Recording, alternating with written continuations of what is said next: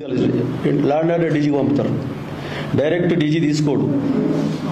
Intelligence report cross level report అలా పంపితే దాన్ని బట్టి యాక్షన్ ఉంటుంది. ఇది మంచి ఆచరణ అనేది. ఎందుకంటే మేము రేవంత్ రెడ్డి గారిని నిన్న కలుసుకోవడం ఒకటేసారి కాదు, ఇంకా 100 సార్లు కలుస్తాం. తప్పేంటిది?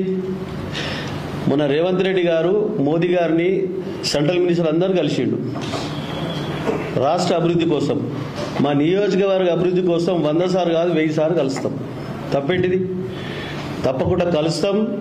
వారు ఇచ్చిన వాగ్దానాలను ప్రజలకు ఇచ్చే రీతిలో మేము ఫైట్ చేస్తాం. కేసీఆర్ గారు మేము హ్యాట్రిక్ ఎమ్మెల్యే కావడానికి 3 సార్లు నాకు బీఫామ్ ఇచ్చి మా మీద పూర్తి నమ్మకం విశ్వాసం ఉంది. మాకున్నది మాకు వాళ్ళ మీద ఉన్నది. కేసీఆర్ గారు టీఆర్ఎస్ పార్టీ మేము బతికినంత కాలం టీఆర్ఎస్ పార్టీని విడేది లేదు. ప్రజలకు మమ్మల్ని ఎన్నుకోబడ్డ ప్రజలు, నియోజకవర్గ ప్రజలు మినీ ఇండియాగా మారి ఉన్న పటంచర్ నియోజకవర్గ ప్రజల కోసం ఎక్కడికైనా పోతాం, ఏమైనా చేస్తాం, డబ్బులు తీసుకొస్తాం, అభివృద్ధి చేస్తాం. కాబట్టి దానికి ఎక్కడ శంకించవలసిన అవసరం లేదు. దయచేసి నిన్న వచ్చిన వార్తలన్నీ ఖండిస్తూ ఉన్నాం.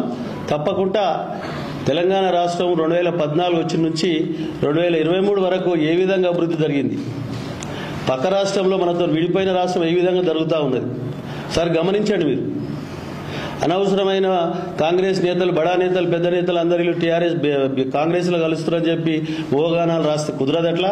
తప్పకుండా నియోజకవర్గ ప్రజల కోసం రేపు రాబోయే పార్లమెంట్ ఎలక్షన్లో బ్రహ్మాండమైనటువంటి మెజార్టీతో గులాబీ జెండా ఎగరైపోతా ఉన్నాం.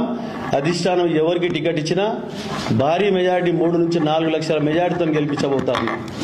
ఎందుకంటే కేసీఆర్ గారు సిద్దిపేట ముద్దుబిడ్డ, సిద్దిపేటకి వెళ్ళి రాజీనామా చేసి ఈరోజు రాష్ట్రాన్ని, తెలంగాణ రాష్ట్రం చనిపోయే రీతిలో వరకు వెళ్ళి దీక్ష చేసి ఈరోజు ముఖ్యమంత్రి గారు తెలంగాణ సాధించిన తర్వాత తెలంగాణ రాష్ట్రంలో ఉన్న సంక్షేమ పథకాలు, అభివృద్ధి జోడు గుర్రాలాగా ఈ 10 సంవత్సరాల ముందుకు తీసుకుపోయిన సంగతి మర్చిపోలేదు జనం.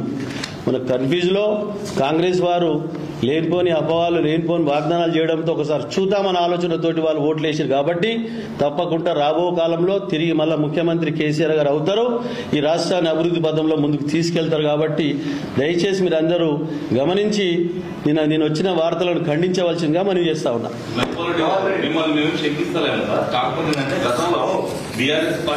కాంగ్రెస్ ఎమ్మెల్యేలు కూడా పోతూ అభివృద్ధి కోసం పోతున్నాం, సమస్యల పరిష్కారం కోసమే బీఆర్ఎస్ చేరుతున్నాం అని చెప్పి అంత చర్చ అవసరం లేదండి. అంత అవకాశం